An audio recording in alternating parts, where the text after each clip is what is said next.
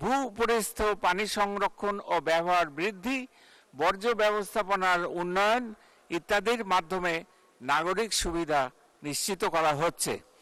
ঢাকাবাসীর দৈনিক প্রায় 265 কোটি লিটার পানির চাহিদার বিপরীতে ঢাকা ওয়াসা দৈনিক প্রায় 275 কোটি লিটার সরবরাহ করার সক্ষমতা অর্জন করেছে।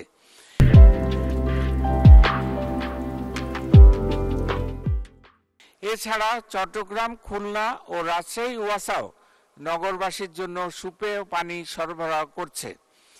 গ্রাম শহরের ব্যবধান হ্রাস করে দেশের সকল জনগণের জন্য সমান সুযোগ নিশ্চিত করার লক্ষ্যে আমার গ্রাম আমার শহর কর্মসূচি সহ নানাবিধ কার্যক্রম বাস্তবায়ন করা হচ্ছে।